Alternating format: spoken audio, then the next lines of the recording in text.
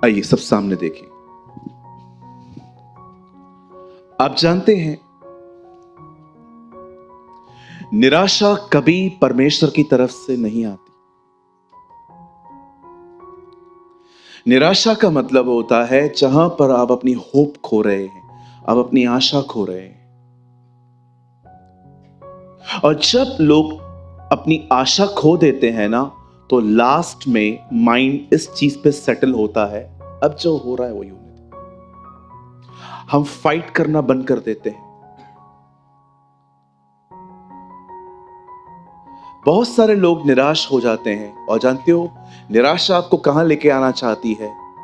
शैतान आपको एक जगह पे लेके आना चाहता है जहां पर आप अपने ड्रीम्स को हमेशा के लिए भूल जाओ और एक्सेप्ट कर लो, अब जो हो रहा है ठीक है। ये परमेश्वर की इच्छा नहीं है। निराशा कभी खुदा की तरफ से नहीं आती। एक गलत जगह पे प्रभु कभी किसी के माइंड को सेट नहीं करवाता। आज मैं आप में से हर एक को कहना चाहता हूं, अगर आपको ऐसा लगता है आप इतने थक चुके हो कुछ चीजों को सोच सोच के कि अब आप सोचते हो अभी ठीक है जो है बस यही है, मैं आपको कहना चाहता हूं ये खुदा की मर्जी नहीं है। वो चाहता है आप उस पर आशा रखें। मेरी बाइबल कहती है अब्राहम निराशा में उस पर आशा रखता था।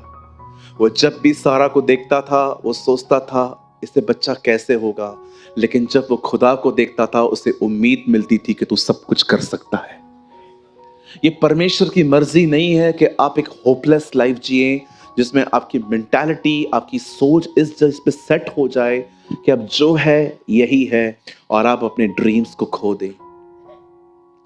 मार्था और मरियम का एक ड्रीम था, वो चाहती थी कि उनका भाई बचे, और एक दिन वो मर गया। पर आपने देखा यीशु सिर्फ लाजर को जिंदा करने के लिए नहीं आया, यीशु ने उन दोनों बहनों के मरे हुए सपने को वापस जीवित कर दिया।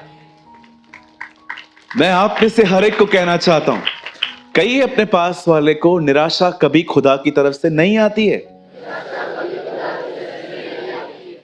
कभी भी नहीं, नेवर। सी उस ब्रदर को जब पता चला होगा, जॉब तो छोड़ो, उसको क्या सोचता होगा वो, यार कैंसर, यार इतना यंग एज में। आप जानते अमन की मम्मी जब बीमार थी वो कहां से गुजरा लड़का, इतने बड़े अस्पताल में उसने अपनी मम्मी को एडमिट करवाया, जबकि उस बेचारे के पास इतने पैसे भी नहीं थे। वो बताता है कैसे खुदा ने मेरी सहायता की। लोग उसके पास आके अपने कार्ड्स दे रहे थे कि भाई यूज कर। कौन करता है आजकल ऐसा? अच्छा हुआ हमें नहीं दिया। ये तो वो बड़ा खुददार है, उसने कुछ किया नहीं उसके साथ। हमें देता, हम बोलते 1 घंटे में जीरो करके दे देते। हाँ, हालेलुया। परमेश्वर आशा का दाता है। जानते हो आशा का दाता मतलब क्या? दाता का मतलब देने वाला। Is a giver, hope giver God. चाहे आपका पति कितना भी शराब पीता है, विश्वास करो वो पास्टर बन सकता है। चाहे आप कितने भी बीमार हैं, विश्वास करो वो तुम्हें चंगा कर सकता है।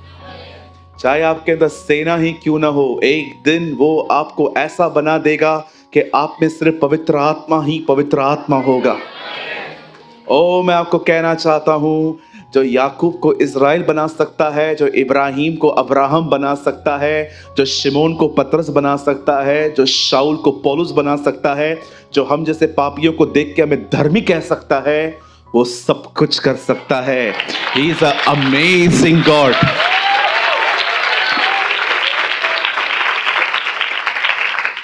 He is amazing, wonderful.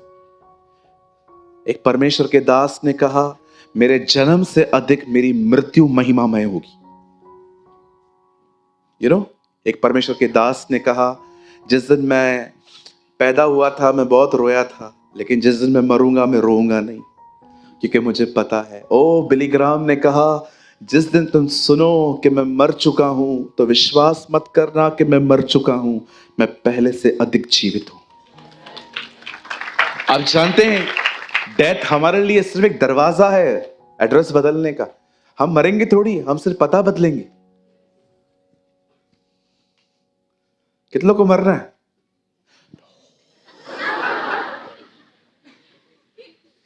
नहीं नहीं, परमेश्वर सबसे पहले अपने।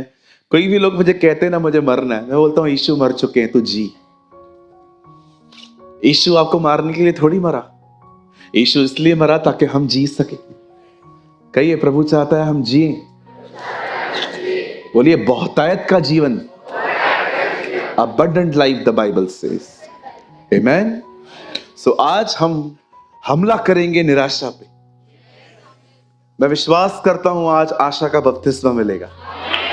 यस, आमेन।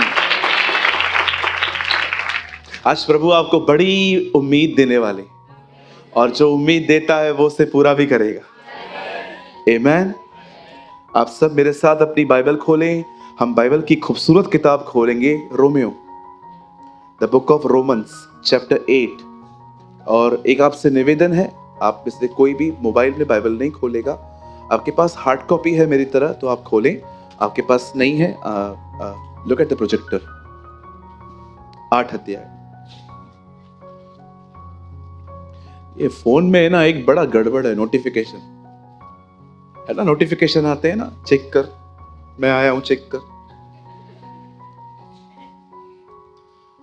आपने वो पुराना फोन यूज किया था जो मैंने लास्ट टाइम बताया था, नोकिया वाला, जिसमें सांप चलता था? देखा था ना, कितना मस्त होता था। कुछ लोग हाँ बोल रहे हैं, तुम कभी पैदा भी नहीं हुए थे। देखा था आपने वो फोन? पता नहीं मॉडल नंबर क्या होता था, मस्त होता था वो। No blue tick, no tension. आज व्हाट्सएप पे मैसेज भेजने से पहले देखना पड़ता है लास्ट सीन क्या, और अगर 3 दिन पहले यूज किया था व्हाट्सएप और अभी 3 दिन के बाद वो ऑनलाइन नहीं आया है, तो हम लोग को जानना पड़ता है कि वो जीवित भी है कि मरा हुआ है। क्योंकि आजकल हर 15 मिनट में लोगों को ऑनलाइन आने की आदत है ना। पहले पहले देखो उसका लास्ट सीन क्या है, और उसके बाद लास्ट सीन के बाद अगर आप उसको मैसेज भेजो तो सिंगल टिक आए तो वेट करो, डबल टिक कब होगा, और डबल टिक के बाद आपको एक और टिक का वेट करना पड़ेगा, blue tick.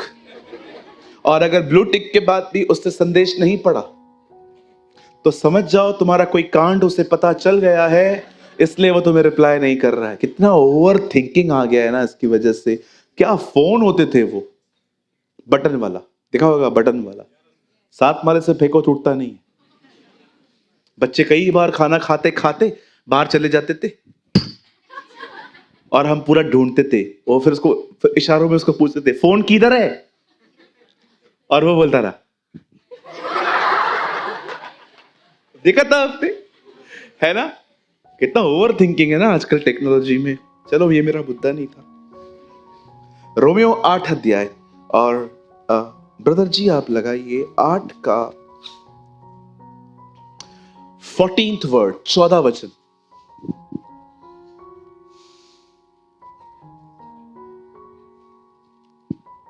Romans 8:14। See what is written here. देखिए क्या लिखा है यहां। इसलिए कि जितने लोग परमेश्वर के आत्मा के चलाए चलते हैं वे ही, सब नहीं, वे ही परमेश्वर के पुत्र कहलाए जाएंगे। For as many as are led by the spirit of God, these are children of God. आइए मैं चाहता हूं आप सब सामने देखिए। अभी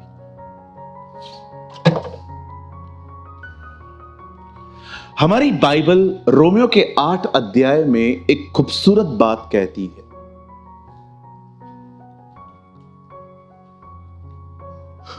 संत पौलुस कहते हैं,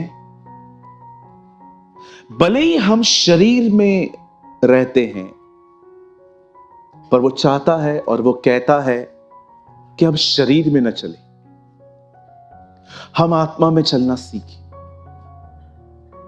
कौन सा आत्मा? जब आप पैदा हुए थे आप में एक स्पिरिट था जिसकी वजह से आप जिंदा हैं। लेकिन जब आप यीशु को प्रभु मानते हैं, now your spirit and the spirit of God is mix. अब आपके अंदर पवित्र आत्मा है, और बाइबल कहती है तुम पवित्र आत्मा के द्वारा चलो, न कि शरीर के अनुसार। शरीर क्या है? It's a full of feelings, full of feelings. ये पूरी तरह से भावनाओं से भरा हुआ है। ये कभी आपको उत्साहित नहीं करेगा, ये हमेशा आपको निराश करेगा। इसलिए बाइबल नहीं कहती feed the flash, Bible says kill the flash. Bible नहीं कहती है शरीर को और स्ट्रांग करो, बाइबल कहती है इसको मारो। इसलिए पॉल कहता है मैं इसे मारता हूं, कूटता हूं, वश में लाता। जब मैं कभी कभी सुबह नींद से उठता हूं, मेरा शरीर मुझे बहुत तंग करता है। कई बार उससे प्रार्थना नहीं होती है, वो कहता है और सो जा, आराम कर। लेकिन जब मैं नींद से उठता हूं, जब वो मुझे तंग करता है, आई नो मुझे उसके साथ क्या करना है। मुझे उसे मारना है, मुझे उसे कूटना है। और जानते हो ये सारी लड़ाई कहां चलती है? जब पॉल कहता है मैं उसे मारता हूं, कूटता हूं, इसका मतलब वो नहीं है कि वो अपने शरीर को मुक्के मारता है। वो उससे फाइट करता है। I will not agree with you, मैं तेरे साथ सहमत नहीं होने वाला, मैं वही करूंगा जो सही है। एंड यू नो यहां पर पेन होता है, यहां तकलीफ होती है।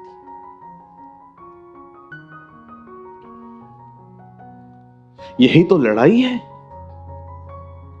This is fight. जब गसमनी बाग में यीशु ने उनसे कहा प्रार्थना करो, तब वो प्रार्थना नहीं कर रहे थे, वे सोए थे। उनकी नींद आंखें से भरी पड़ी थी, जबकि यीशु उनसे 10 गुना अधिक हार्डवर्क करता था। लेकिन आपने देखा, वो लगातार परमेश्वर को कह रहा था इस प्याले को हटा। आप याद रखिए, मसीह जीवन बहुत सारे संघर्षों से गुजरना है। ये पिकनिक नहीं है जैसे इजराइलियों के लिए लिखा है कि वो खाते पीते उठे, खेलते कूदते बैठ गए, कुरिन्थियों में लिखा है। इट्स अ फाइट, और ये फाइट डेविल के साथ नहीं, स्वयं अपने साथ है। आप देखो ना, आप रात को 12 बजे सो जाते हो, सुबह 7 बजे उठते हो, 7 घंटे नींद इनफ होती है। और जैसे आप उठते हो, आपका बदन, आपका माइंड कहता है मुझे और सोना है। लेकिन आपको पता है कि अगर अभी सो जाऊंगा, फिर उठूंगा, फिर मुझे काम पे जाना है, और बहुत प्रेयर घाई घाई में, जल्दबाजी में करनी पड़ेगी। नहीं, मुझे अभी उठना है। आप सोचो, अब आपके अंदर एक सोच क्रिएट हो रही है, लेकिन बॉडी अड़ी पड़ी है कि नहीं मुझे सोना है। यहीं पर तो लड़ाई है, यही तो हराना है आपको। कभी ऐसा हुआ है आपके साथ, आप सुबह 7 बजे उठे और आपने बोला मैं 5 मिनट और सो जाता हूं, और जब आपकी आंख खुली तो 7 नहीं 9:30 बज चुके थे? कौन जीता? जीत गया तुम्हारा शरीर।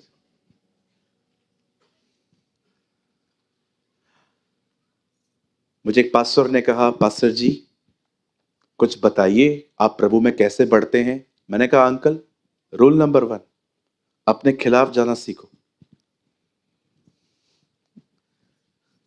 अपने विरुद्ध जाना सीखो।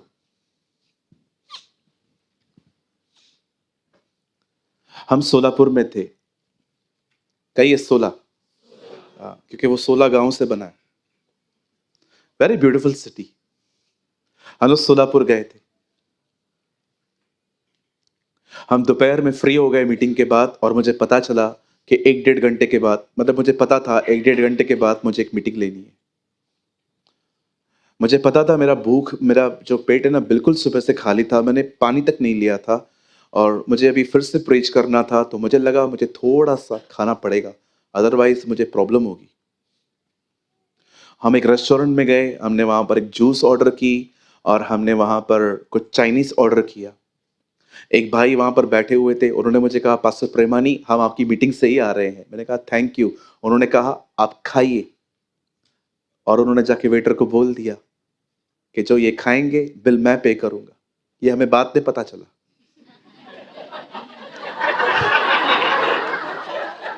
काश हमें पहले पता चलता तो हम पार्सल भी ले लेते। Come on, be honest.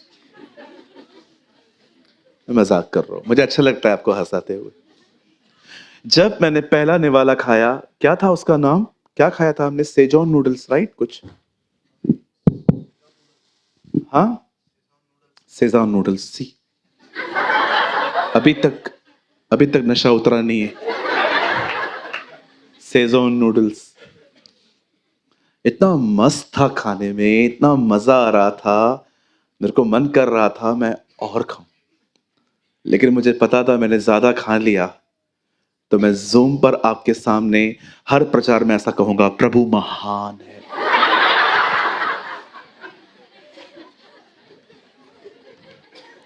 न चाहते भी मुझे अपना खाना छोड़ना पड़ा ताकि परमेश्वर का काम हो सके।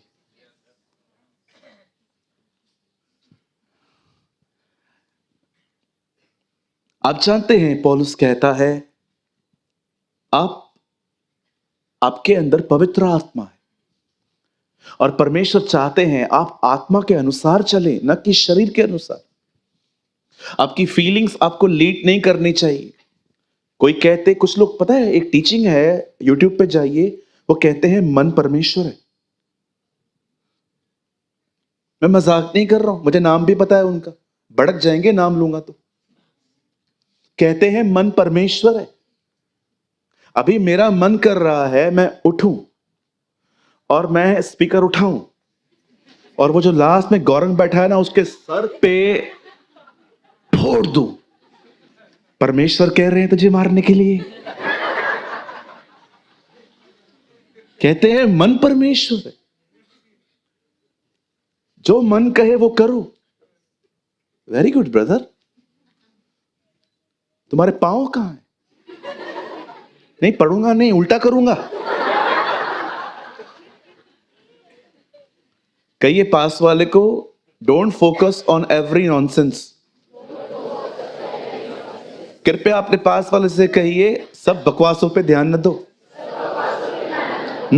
बहुत लोग आते हैं, बंद सादगी में जिंदगी जी, 90 लाख की गाड़ी में आया, खुद 90 लाख की गाड़ी में आया है और क्या कह रहा है, सादगी में जिंदगी जी।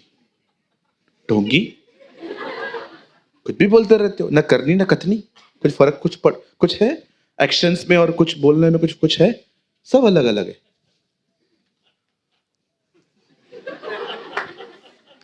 तू वहां जाता था क्या, इतना हंस रहा है भाई? क्या होता है आत्मा में चलना, क्या होता है स्पिरिट में चलना? आज परमेश्वर में लेवी व्यवस्था से ये बात सिखाए। आपको बहुत बोरिंग लगती है ना वो बुक, मैं आपको लेविटिक्स में से बताता हूं, what is the meaning to live in the spirit, क्या मतलब क्या है उसका। खोलिए मेरे साथ लेवी व्यवस्था की किताब 13 अध्याय। Open your Bible with me, the book of Levi व्यवस्था। कितने लोगों ने कभी इस किताब पे ध्यान दिया है? ये किताब याकूब के बच्चों के नाम पर है। उसके एक बेटे का नाम था लेवी। लेवी व्यवस्था, लेवियों की व्यवस्था। परमेश्वर ने उसके एक बेटे के नाम पे ये बुक रखी है। जैसे कुछ कुछ नाम कुछ कुछ बुक्स एक आदमी को समर्पित हैं, जैसे कि एस्तर की किताब एस्तर के लिए लिखी गई। 1345, आइए सब हम पढ़ेंगे।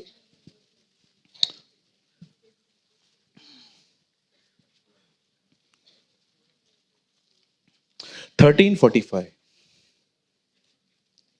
और जिसमें वह विद्धि हो उस कोड़ी के वस्त्र फटे और सिर के बाल बिखरे रहें, और वह अपने ऊपर वाले होठ को, ये देखिए नीचे वाला नहीं, हाँ, नॉट लाइक दिस, अपने ऊपर वाले होठ को ढांपे हुए अशुद्ध अशुद्ध पुकारे। आइए सब सामने देखें। आई नो बहुतों ने पहली बार पढ़ा है, क्योंकि हम में से बहुत सारे लोग लेवी व्यवस्था पढ़ते ही नहीं है, क्योंकि उसमें अनगिनत बार एक ही चीज रिपीट की गई है, जिल्ली अलग कर, गुर्दा अलग कर, आप जानते होंगे, चलो मैं आपको थोड़े में बता देता हूं क्योंकि हम इस टॉपिक पे नहीं जा पाएंगे। जब भी बलिदान होता था, स्किन, चमड़ी बलिदान की यरूशलेम के बाहर फेंकी जाती थी।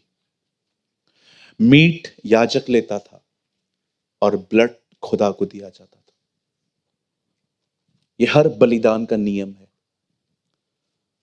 क्योंकि परमेश्वर का वचन डे वन से हमें सिखाता है कि पाप बहुत कॉस्टली है। वचन संहिता में लिखा है, मनुष्य अपनी छुड़ौती के लिए कुछ नहीं दे सकता, क्योंकि उसके पाप बड़े भारी हैं। उद्धार इतना महंगा था कि परमेश्वर जानते थे कि उसे कोई खरीद नहीं सकेगा, इसलिए उसने उसे मुफ्त कर दिया। हमें उद्धार मुफ्त मिला है, लेकिन इसे देने के लिए एक व्यक्ति को अपना जीवन देना पड़ा, और वो कोई स्वर्गदूत नहीं था, वो खुद खुदा था।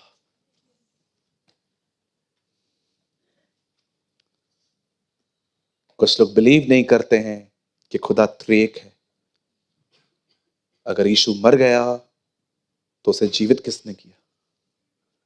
क्योंकि बेटा कब्र में था, बाप सिंहासन पर था। इसलिए पौलुस कहता है, उसी ने उसे मुर्दों में से जिलाया, उसी ने। हालेलुया। मैं आप में से हर एक को कहना चाहता हूं, आप में से जितने भी लोग यहां पर बैठे हैं जो ये फील करते हैं कि आपका पास्ट बहुत ही हॉरिबल रहा है, आप पापी थे, आज पापों की क्षमा आपको मुफ्त मिली है, लेकिन ये इतनी महंगी है कि इसे हमें कोई खरीद नहीं सकता था, हम में से कोई ले नहीं सकता था। इसलिए पतरस कहता है, तुम्हारा उद्धार तुम्हारे घर पे रखे हुए सोने और चांदी से नहीं, परंतु मेमने के उस लहू से हुआ है, उस निर्दोष लहू से जो उसने बहाया। यही संदेश लेके रेनार्ड बॉन्की नाइजीरिया गए थे, और वो कहते थे, मैं एक याजक हूं, मेरे हाथ में एक कटोरा है और उसमें यीशु का लहू है, और मैं नेशंस को बुला रहा हूं कि आओ अपने पाप धो लो तो माफ किए जाओ। 2021 साल पहले अगर मैं इज़राइल में रहता और मैं जब देखता कि पिलातुस अपने हाथ पानी से धो के यीशु के लिए कह रहा था, मैं इसके अपराधों से छूटा हुआ हूं, तो मैं उसको खड़े होकर जरूर कहता, सर पानी से पाप नहीं धुलते, जो आपके बाजू में खड़ा है ना उसी से धुलते। हालेलुया। कहिए पास वाले को, भाई पाप तो यीशु के लहू से ही माफ होते। बैठ जाइए, बिठा दीजिए उनको, खड़े नहीं उतरिए। आप जानते हैं, बाइबल कहती है अगर इज़राइल में एक व्यक्ति को कोढ़ लगता था तो उसकी कंडीशन ऐसी होनी चाहिए। आप सोचो, अगर एक व्यक्ति को बाइबल में कोढ़ लगता है तो उसके साथ क्या होना चाहिए? सबसे पहले उसके बाल बिखरे होने चाहिए। दूसरा, उसके होठों पर उसको अपने हाथ ऐसे रखने हैं, ऐसे, और अगर कोई भी उसके करीब आए तो उसे चिल्लाना है, मैं अशुद्ध, मैं अशुद्ध, क्योंकि कोढ़ कोविड की तरफ फैलता है। आप बिलीव कर सकते हैं, इज़राइल में जितने भी लोग कोढ़ी होते थे उनकी दिशा ऐसे होती थी। वे अपने उनके सामने आने आने तक वे अपने हाथों को ऐसे रखते थे। लिखा है, ऊपर के होठों पर रखो, और कोई भी तुम्हारे पास आए तो चिल्लाओ, I am unclean, I am unclean. हमारी बाइबल कहती है एक दिन 10 कोढ़ी एक साथ बैठे थे। आपको पता है, कोढ़ से भी गंदी चीज कोढ़ी को क्या मिलती थी? रिजेक्शन, रिजेक्ट होना। आप जानते हैं ये इतना पेनफुल होता है किसी के द्वारा नकारा जाना, कि यीशु ने साफ कहा, जिस किसी नगर में जाओ और अगर तुम्हें कोई न स्वीकारे, अपने वस्त्र को वहीं जाड़ो। मैं प्रभु से कहता था, प्रभु मट्टी वस्त्र में नहीं जूतों पे लगती है, लेकिन आप वस्त्र झाड़ने के लिए क्यों कह रहे हो?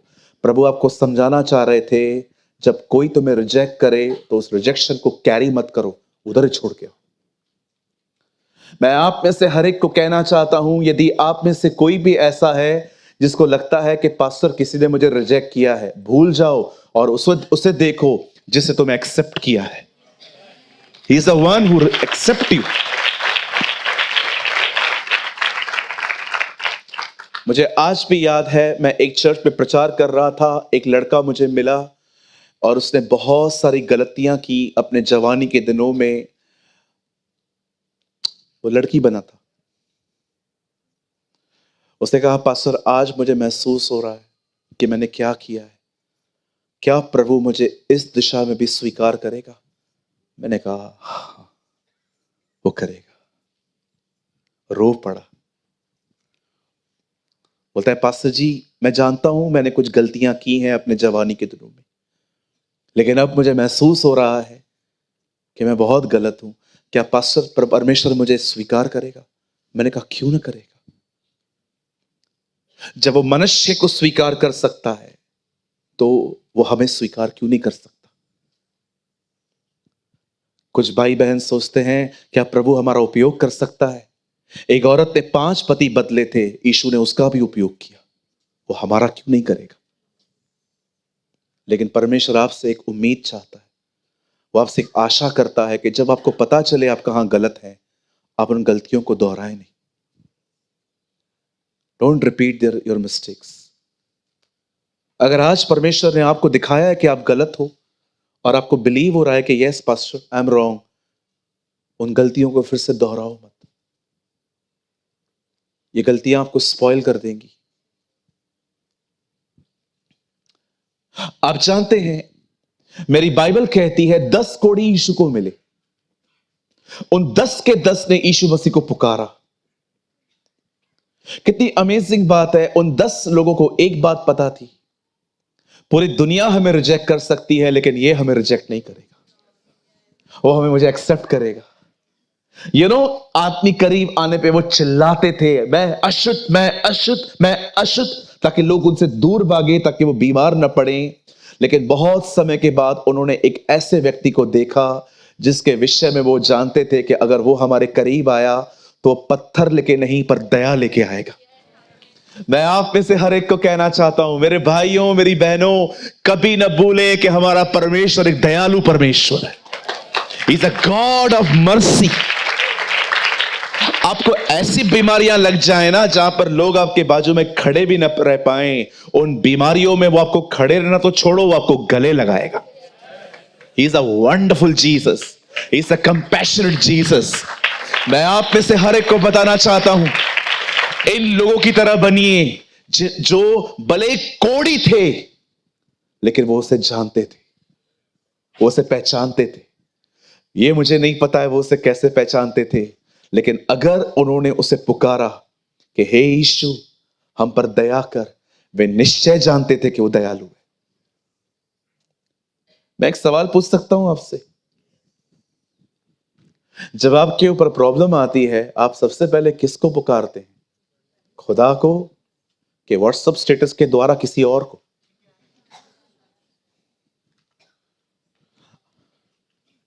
ये व्हाट्सएप वालों ने हमें बहुत स्पॉइल करके रखा है। सर्दी जुकाम का भी इमोजी आ गया, देखा है? वो आएगा ना, क्या बोल छींक बोलते हैं ना, उसका भी है कि नाक में आइसक्रीम बह रही है। आप देखिए, दिल टूट गया उसका भी है, दिल जुड़ गया। देखा है आपने? दिल छोटा बड़ा होता रहता है, बीमार दिल। देखा होगा आपने, एक छोटा दिल है एक बड़ा दिल है, हिलता रहता है। एक टूटा हुआ दिल भी है, बीच में टूटा हुआ। ये हर एक के पास होना चाहिए। टूटा हृदय प्रभु के योग्य बलिदान।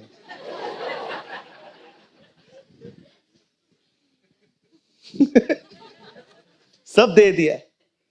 थोड़ी थोड़ी बात लोग है ना, इस एक आदमी ने एक प्रेयर रिक्वेस्ट लिखी थी, मुझे पैसे चाहिए, मुझे स्कूटी खरीदनी है, और स्कूटी का भी इमोजी था। मैंने कहा यार खतरनाक है यार ये लोग। बचिए, अगर व्हाट्सएप के स्टेटस पे कुछ रखना ही है ना, परमेश्वर का वचन रखिए ताकि लोग पढ़ के उसे आशीषित हो। हालेलुया। मैं आप में से हर एक को कहना चाहता हूं, एटलीस्ट जीसस इस लाइफ से तो मैं बात कर सकता हूं ना। Don't show anything on your WhatsApp. आप में से जितने भी लोग हैं ना, मैं आपको कहना चाहता हूं, बहुत सारे अच्छे अच्छे कोट्स आते हैं, वचन आते हैं, वो रखिए। लोग आशीषित हो। लोगों को आपका मसाला डोसा देख के जिंदगी नहीं मिलती। लोगों को परमेश्वर का वचन जीवन देता है। हाँ बिल्कुल, आपने देखा होगा आजकल नेल पॉलिश लेके आती हैं बहनें, वो भी लगा देती हैं। मैं लेकर आई हूं। बहनें मॉल जाती है, वहां का फोटो छाप देती है, we are in mall doing shopping. बहन तो पानी पूरी खाने गई थी वहां। हमारे भाई लोग तो देखो, यहां से बाल कटवाएंगे। तुम आर्मी में काम करते हो? मैं भाइयों से एक सवाल पूछना चाहता हूं। नो भाई, ये पसंद है, मेरे को पसंद है। Cool pastor, cool. Trust me, you are looking fool bro, fool. Simple रहो, सादे रहो। किसको फॉलो कर रहे हो भाई? आपको लगता है आज प्रभु अगर हमारे बीच में होते और वो शरीर में आते और प्रभु हमको कहते मुझे सलून लेके चलो, और प्रभु ऐसे बाल कटवाते, इधर थोड़ा रख, बाकी सब गायब कर। आप भी मानते हो वो ऐसा कभी नहीं करता। अगर यीशु ने किसी को जीता तो अपनी सादगी से जीता। वो इतना सिंपल था। ओ, उसकी सिंपलिसिटी सारे एक्टर्स को पीछे कर देती। वो इतना सिंपल था।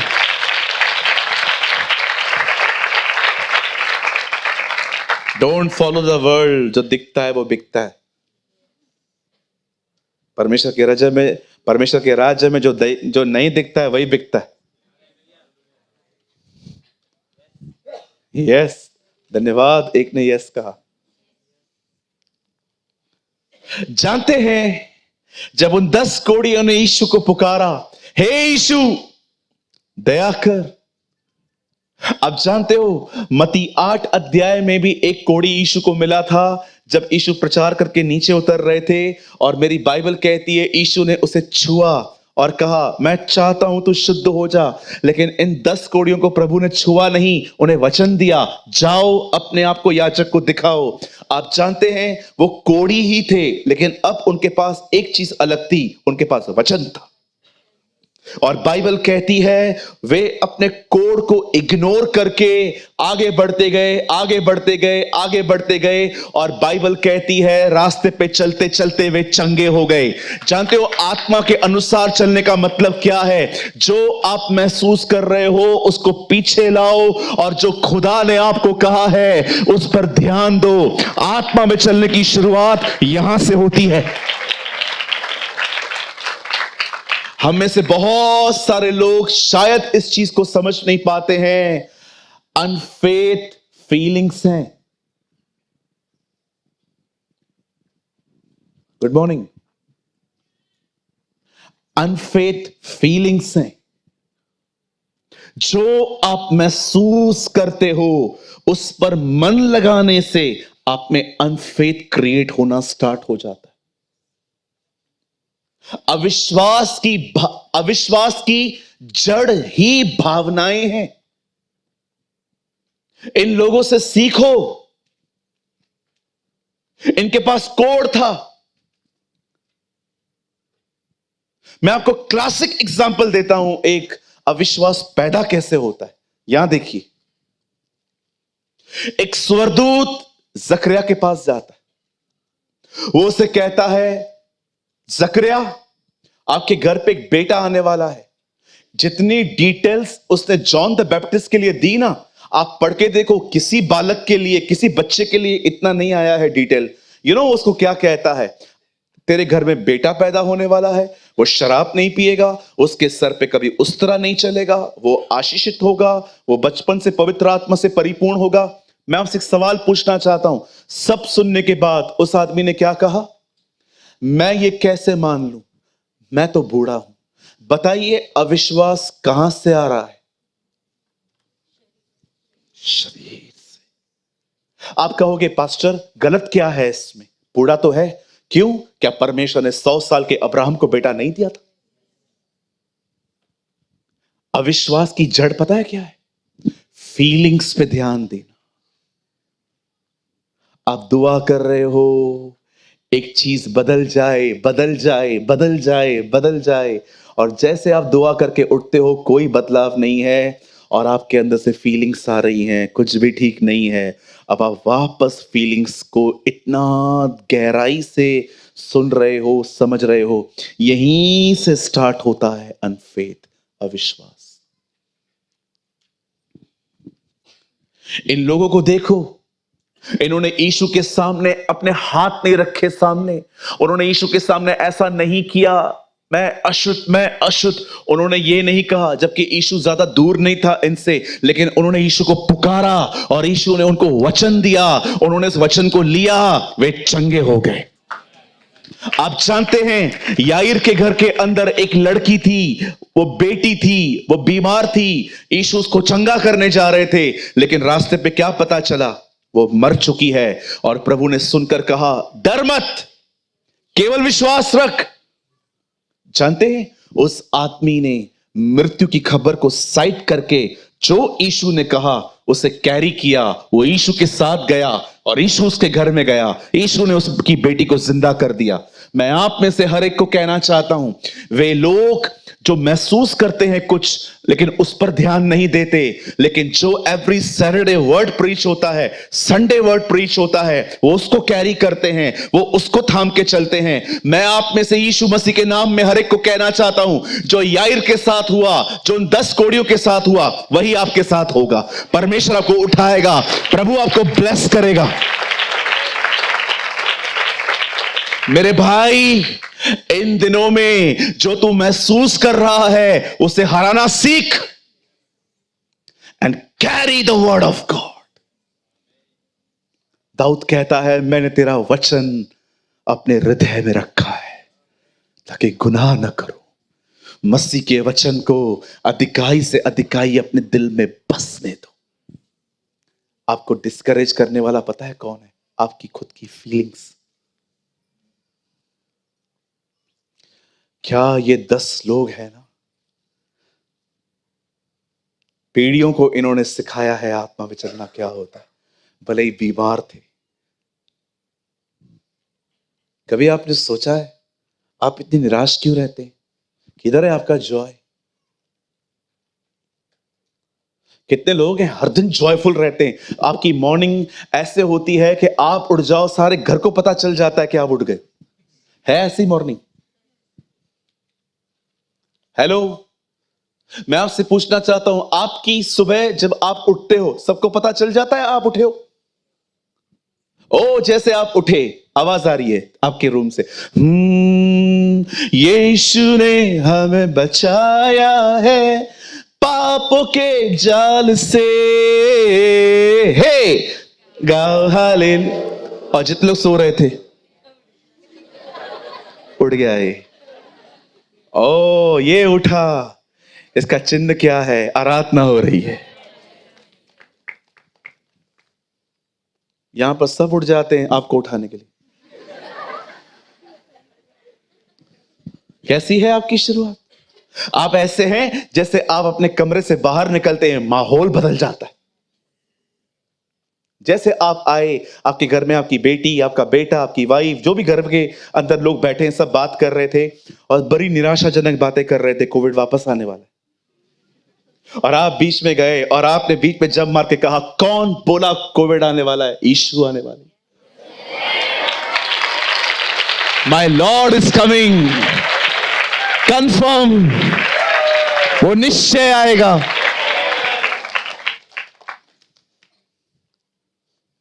रिसेंटली मैं एक चर्च में गया, एक हस्बैंड और वाइफ एक पास्टर को जाके बोलते हैं, हमारे घर पे बेबी पैदा हुआ है, पास्टर प्रेमानी उसको समर्पण करेंगे क्या प्रभु के लिए? तो वो मेरे पास आए, तो उन्होंने कहा, पास्टर आप ये सर्मनी कंप्लीट करेंगे? मैंने कहा श्योर। और जब वो हस्बैंड और वाइफ मेरे सामने आ रहे थे, वाइफ हस्बैंड को कह रही थी मुझे दो, मैं दूंगी। हस्बैंड कह रहा था नहीं, मैं दूंगा। और आप टेंशन देखते उनके बीच में। और जैसे वो ऊपर आए, वो एक दूसरे को, फाइनली बहन ही जीती। लिसन, बहन का शक्ल ऐसा था और भाई का ऐसा। और मैं वहां पर खड़ा था। मैंने कहा प्रभु ये दोनों लड़ रहे हैं। और जैसे उन्होंने मेरे को बच्चा दिया, बोला पास्टर इसका नाम क्या रखोगे? मैंने कहा शालोम।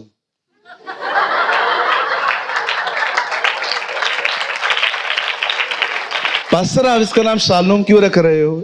आपके घर में शांति की कमी है। एंड ट्रस्ट मी, मैंने उस बच्चे का नाम शालोम रखा क्योंकि शालोम की जरूरत थी।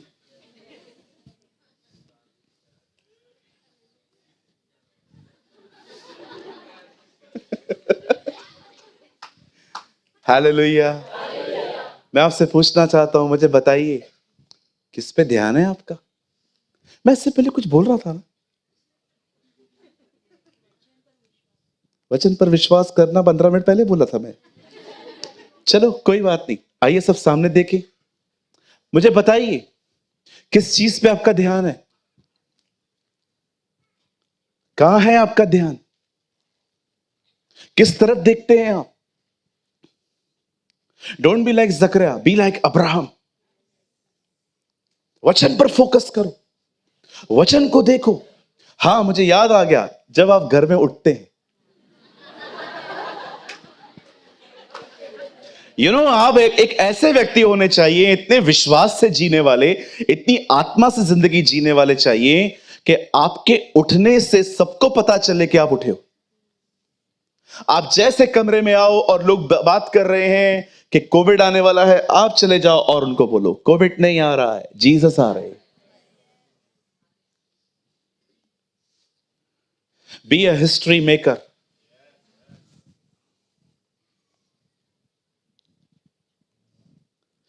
कितना जरूरी है आज के टाइम पे अपने अपने घर के अंदर फेथ को देने का। Be a bold person. बोलो बाजू को, बोल्ड बन। यस। आपने दाऊद को देखा, वो गोलियत के सामने गया, उसके हाथ में पत्थर थे, वो उससे कहता है क्या तू मुझे कुत्ता समझता है? हाँ, एम आई अ डॉग? पत्थर लेकर आया है।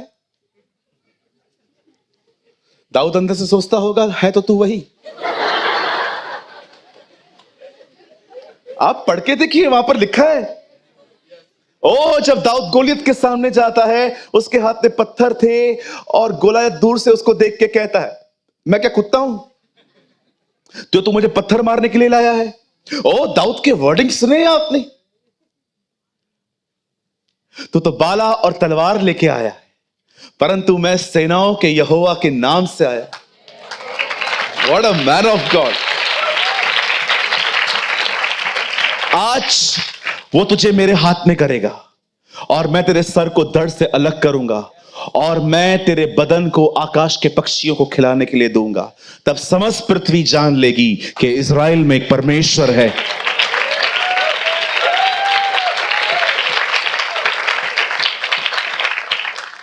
जानते दाऊद ने 5 पत्थर लिए थे। दाऊद का विश्वास नहीं था कि 5 में से एक तो लगेगा, ना उसका यह विश्वास था कि 5 से तो मरेगा। वो जानता था इसके और 4 भाई, वो सबको मारने निकला था कि एक ने ललकारा है ना, सब जाओगे आज। जानते दाऊद क्यों लड़ने के लिए गया? दाऊद कोई ज्यादा प्रार्थना करने वाला व्यक्ति नहीं था। आपको लगता होगा ही इज वेरी स्पिरिचुअल, पर दाऊद ने अपने ही युद्ध में एक्चुअली बताया है कि ये लड़ाई वो किसके दम पे लड़ रहा है। अब्राहम के खानदान में जब भी किसी लड़के का जन्म होता था, 8वें दिन उनका खतना होता था, और जब उनका खतना करते थे तब उनके साथ एक वाचा स्थापित हो जाती थी। परमेश्वर ने जो अब्राहम से कहा था कि मैं तेरे वंश के साथ रहूंगा, वो वाचा उनके ऊपर लागू हो जाती थी। जब दाऊद गोलियत से लड़ने गया, पता है उससे क्या कहा कि खतना रहित फिलिस्तीनी ये हमसे कैसे लड़ सकता है? दाऊद का भरोसा अपने तलवार, भाले और अपने पत्थरों पर नहीं, परमेश्वर की वाचाओं पर था। दाऊद जानता था कि परमेश्वर ने हमारे साथ कवनेंट बांधी है कि अब्राहम के हर वंशज के साथ वो रहता है। मैं जानता हूं वो मेरे साथ है। आप जानते हैं जब यीशु मसीह ने प्रभु भोज की रोटी तोड़ी तो उसने क्या कहा? यह मेरे लहू में नई वाचा है। आप जानते हैं आप कवनेंट पीपल हैं। You are the covenant people. आपके साथ उसकी वाचा है। उसने आपके साथ, वाचा का मतलब क्या होता है pastor ji? Very simple, agreement. परमेश्वर ने आपके साथ एग्रीमेंट की है कि जब तक यीशु बादलों पर नहीं आता है मैं तुम्हें नहीं छोड़ूंगा। इवन यीशु ने तो यह भी कहा, जगत के अंत तक मैं तुम्हारे साथ हूं। आपका हियाव, आपके पास बोल्डनेस, आपकी बाइबल स्टडी और आपकी प्रेयर की वजह से नहीं होनी चाहिए। उपवास रखते हो तो बिलीव करते हो प्रभु मेरे साथ है। जिस दिन प्रेयर नहीं होती है तो सोचते हो आज तो कुछ भी नहीं कर पाऊंगा क्योंकि मैंने खुद प्रार्थना नहीं की है। यह आपका भरोसा आपकी स्वयं की भक्ति पर है, परंतु दाऊद का भरोसा वाचाओं पर था। उसका भरोसा वाचाओं पर था। कहिए पास वाले को, भाई फीलिंग से बाहर आ।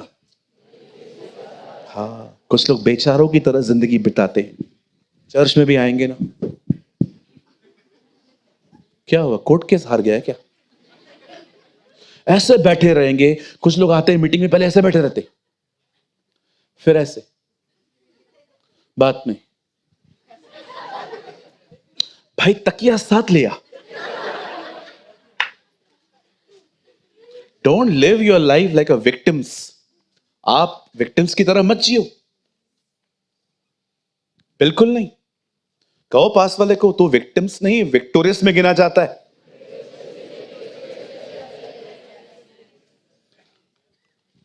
उसने जो हमसे प्रेम किया, हम विजेताओं से बढ़कर हैं।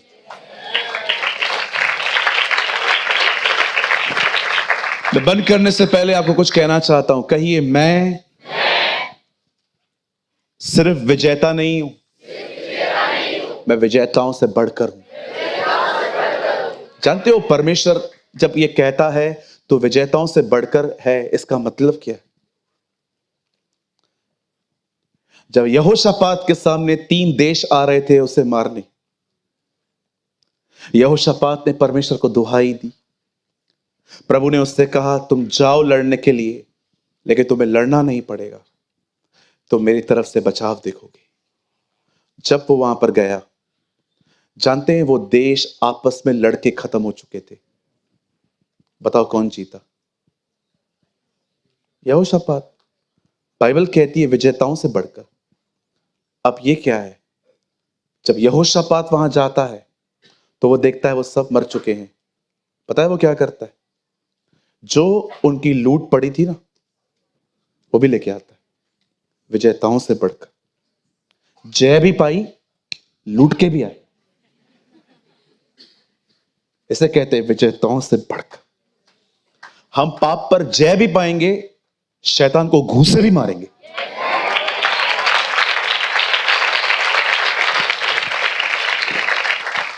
कृपया इस सिद्धांत में जिंदगी जीना बंद करो। रोज सुबह शैतान को बोलना बंद करो, तू मुझे तंग मत कर, मैं तुझे तंग नहीं करूंगा।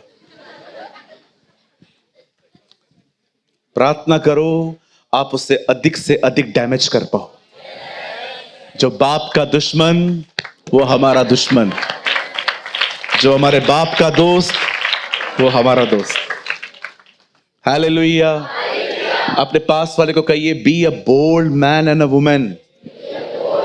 हाँ, कुछ लोग ऐसे कह रहे हैं, B a bold women.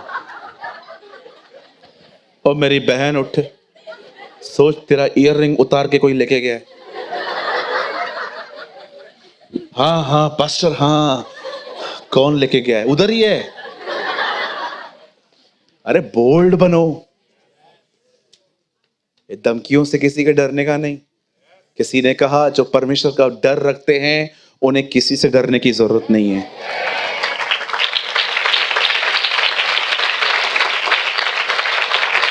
B a bold man, bold बनो। लोगों के सामने काइंडली चलो, लेकिन जब शैतान तुम पे हमले करे ना, उसको बोलो थैंक यू, अब मैं और बढ़ेगा। New levels, new devils. Thank you मत बोलना उसको। कितने लोग आज के बाद अपनी फीलिंग्स पे ध्यान नहीं देंगे? बिल्कुल। आज के बाद आपकी सांस जब आपको चिल्लाए और आप उसके शब्दों को अंदर, आपके उसके शब्द अंदर जाएं और आपके अंदर फीलिंग्स आना चालू हो जाएं, क्या मिला इस घर के लिए इतना कुछ करके? माँ का घर छोड़ के आई, नौकरी छोड़ी, बच्चों की पोटी उठाई, इन्होंने अपने घर की छत सालों तक साफ नहीं की थी, मैं अंदर घुसी, वहां से भी कचरा निकाला। क्या मिला इस घर के लिए? क्या मिला इस घर के लिए इतना करने को? खुश थी, मैं बहुत खुश थी प्राचीन काल में। ओ मेरी बहन, ये जिंदगी जीना बंद कर। और ये भाई लोग भी, किसी को 200 रुपया देंगे और वापस नहीं आएगा।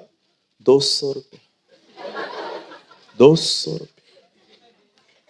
मैं खपोली से सीएसटी जाता हूं 200 रुपया कमाने की, और मेरा 200 रुपया लेके गया। पकेंगे नहीं ये पैसे तेरे को, सूट नहीं करने वाले तुझे ये पैसे। गरीब का लिया है तू। और बंद कर ये जिंदगी जीना। Be a bold man and a woman of God.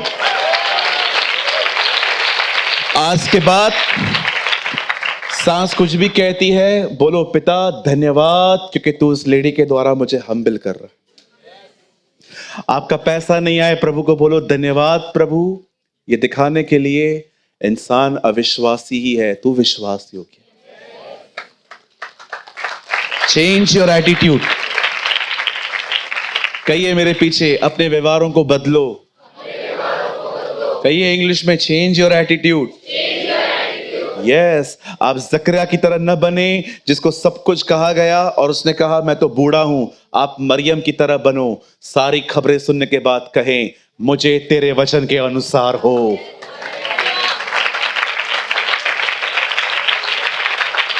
Come on, give a good clap for the Lord.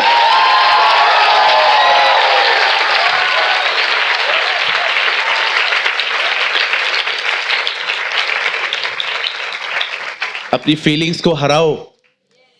जो आत्मा के अनुसार चलाए चलते हैं वही तो उसके बेटे कहलाए जाते हैं।